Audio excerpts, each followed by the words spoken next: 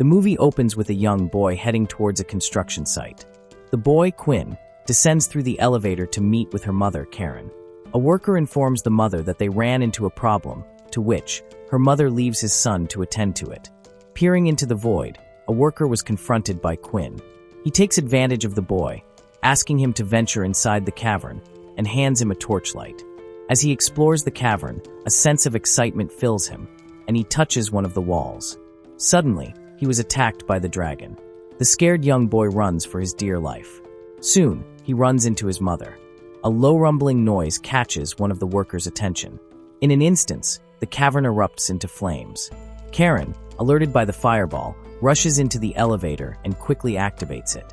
Through the flames, a dragon makes its appearance, staring at the horror-stricken mother and son, before it launches itself towards the surface. Cowering in fear, Quinn checks on her mother, only to find out that she had died. Years later, the world is now in ruins as dragons now reigns over the world. Next we see that Quinn, who is now an adult, works in a mine in England. A man appears and informs Quinn that Eddie has gone psycho. Quinn storms off, making his way outside to confront Eddie. Eddie's, with a few others, is planning to leave the community, taking with them the crops which are still unripe. Quinn forbids him from doing so, as his action would spell disaster for the whole community. Eddie believes that they would not last until the next season. Quinn confiscated his truck keys and walks away. Elsewhere, a man approaches Eddie on his bed, and the two gather a few more men before setting off the shelter. Eddie and his crew are making their way towards the plantation to harvest the crops. The men on the watchtower look through the telescope, only to see Eddie and his men plundering their harvests.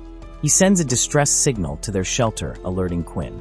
Eddie's crew, who are busy plundering the harvests, notices something at a distance, remain silent. They scurry to get help before a dragon comes swooping down at one of the crew while setting the plantation ablaze with dragon fire. Eddie quickly gathers their crew and takes cover behind the vegetation.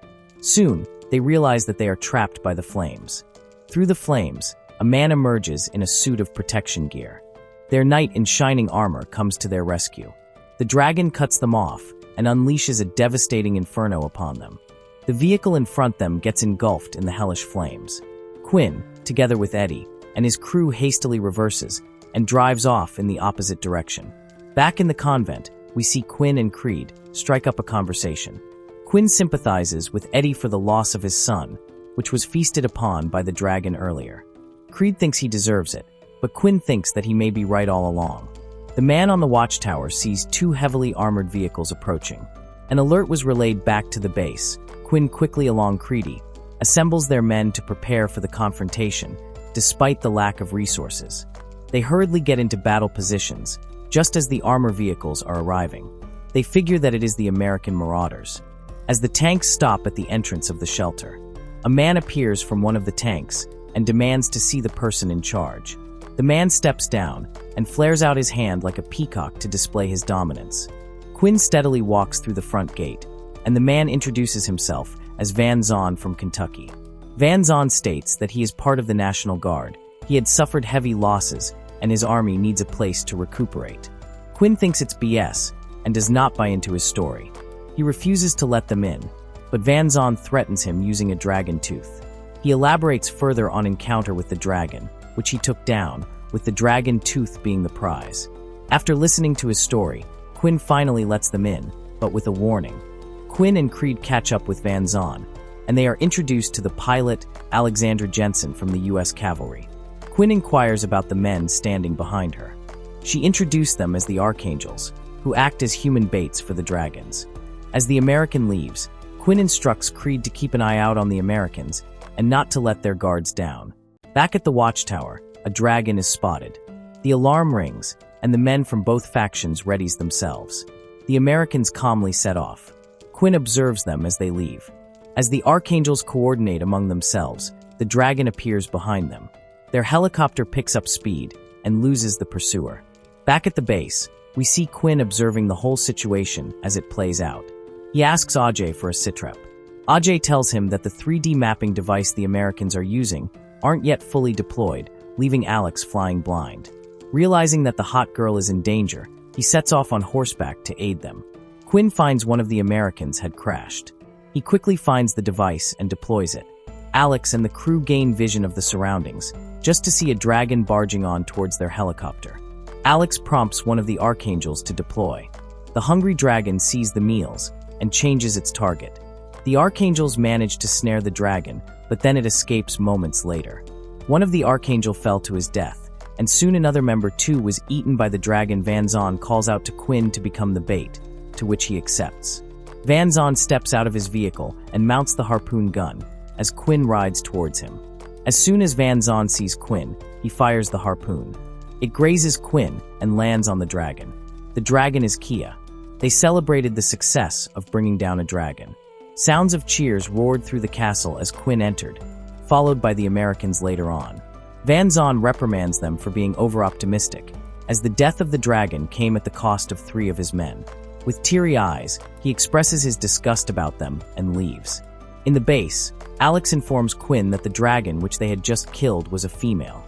She theorizes that if they kill the male dragon, they will be able to kill off the entire race.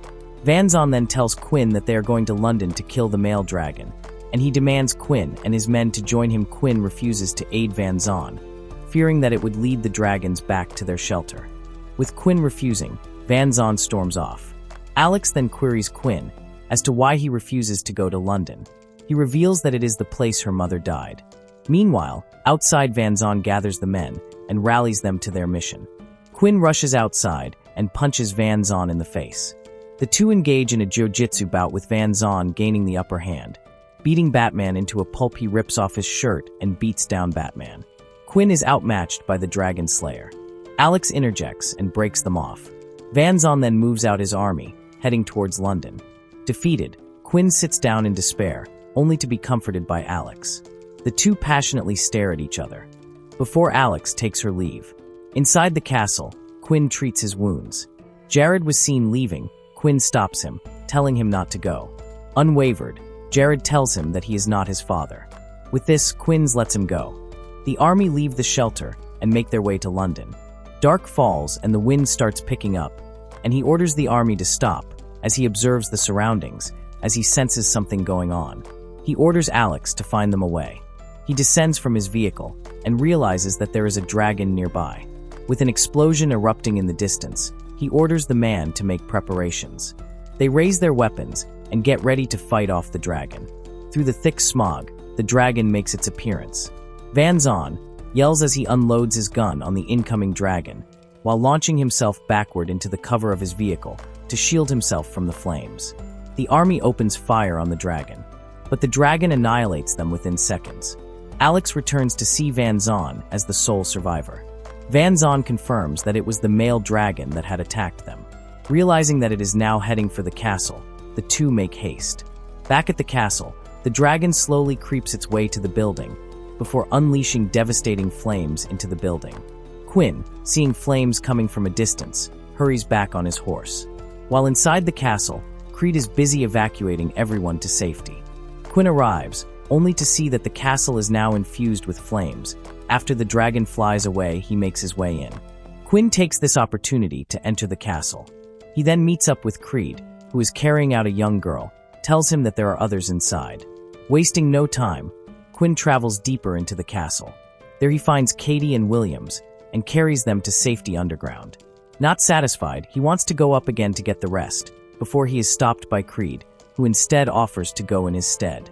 The dragon returns. While perching on the castle, it draws in a deep breath, before unleashing fumes of fiery hot breath into the castle.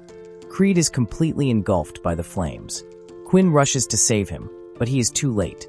Then he tries to calm down the terrified children by reciting their oath together. Later, Quinn hears a voice coming from the other side of the door. It's the Americans who had come back. Heading outside, Quinn finds himself in rubbles of what once stood a mighty castle.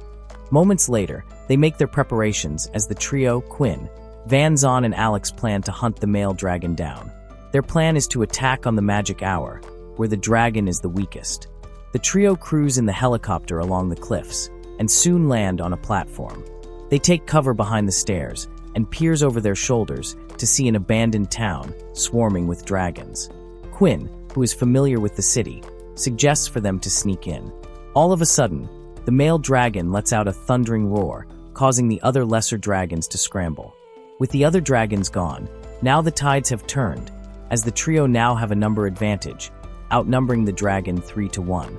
Van Zan asks Quinn to lead the way. They descend into the tunnels to make their way to the construction site.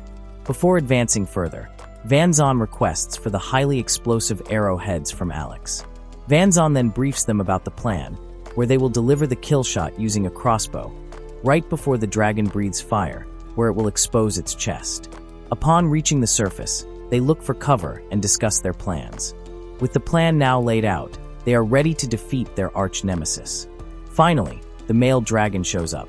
The plan sets into action. Both Quinn and Van Zan heads out. Seeing Quinn running, the dragon swoops in towards him, but he manages to dodge the attack.